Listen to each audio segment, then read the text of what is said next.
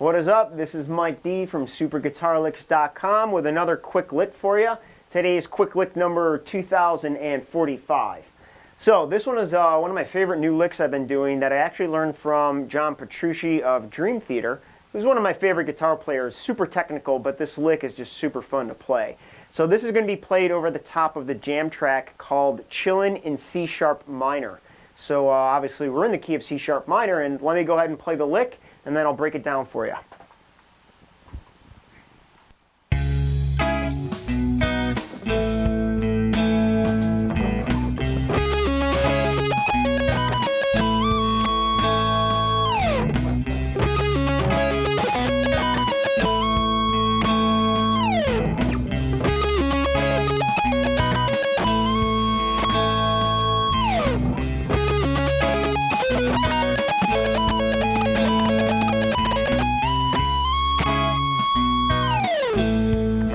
Cool.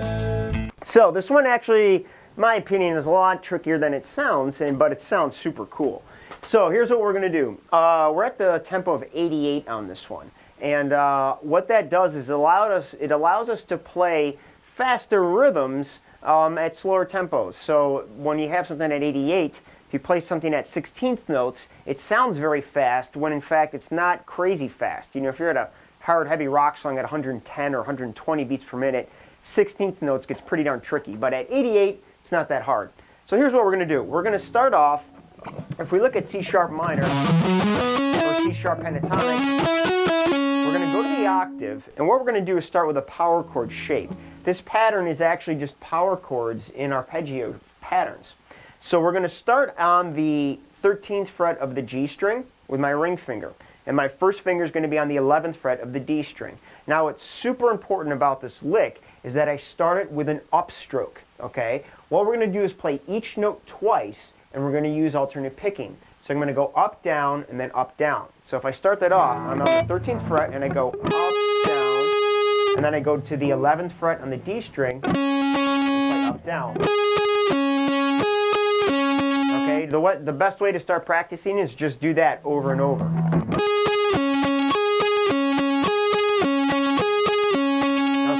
Get comfortable with it over and over, and again, practice it at quarter notes, practice at eighth notes, practice it at 16th notes. So in other words, 1, 2, 3, 4,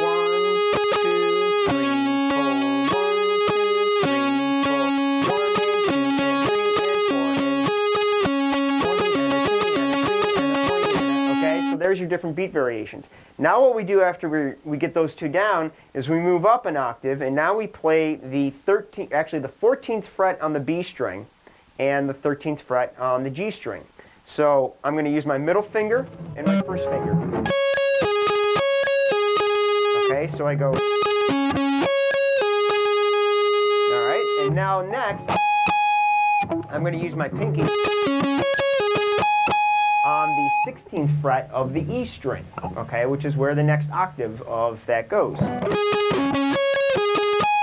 then my first finger comes up to play the 14th fret on the B string. And again, my right hand is always just doing alternate picking, up, down, up, down. The other thing that helps when I start this on an upstroke is that it kind of allows me to go over the string and grab it and play it. That helps me really get that sound really tight and hit that beat. So we go. Now what I like to do here is I'm going to stretch over to the 19th fret with my pinky on the E string. And I'm going to keep the 14th fret down here, because it just sounds a little bit better that way. So I'm going to go. Okay, and now to end it, I'm just going to hit 19 and slide up to 21, which is the note C sharp, which is my key, the root of my key. And if you look at it, if your guitar has 24 frets like this one does, I'm now back in my pentatonic shape. It's pretty up high, but still, I'm back in home base there, if you will. So here's the lick.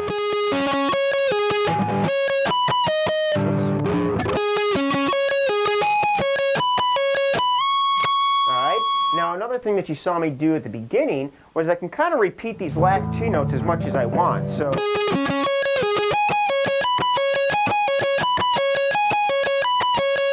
the other thing that you'll see me do is that my first finger comes off. I don't want to keep them both down because then I could possibly get those two notes ringing out together. So what I do, you can see how my fingers kind of alternate coming off the strings. That helps keep the tone really clean when I'm playing with this stick distortion, okay? So that's the basic lick. Now what's really fun to do with this when you get it faster and faster is that you don't always have to play right to the rhythm. You can kind of start it slow and move it quick, and it really adds a lot of excitement. Here's what I mean.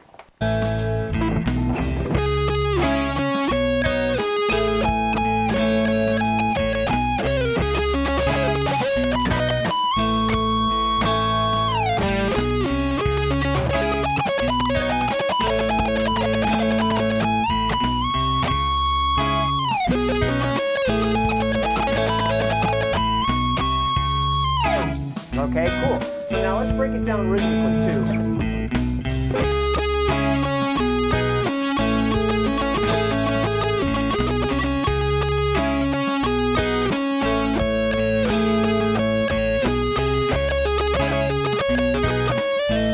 Okay, cool.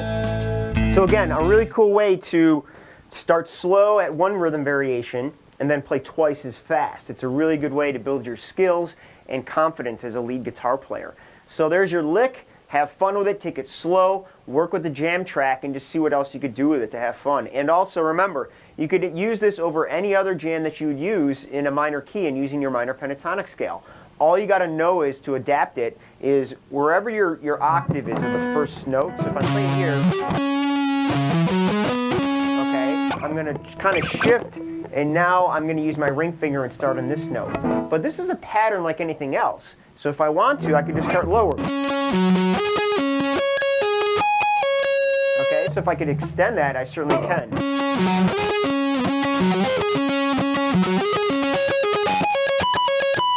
Alright, so it's really cool. It sounds wicked awesome, and it's not that hard. Have fun, and we'll see you soon. Thanks for watching. Be sure to share this video with all your friends, and then go check out superguitarlicks.com to get access to more free guitar lessons on soloing and lead playing, backing tracks to jam along to, and a whole lot more. We'll see you soon. Later.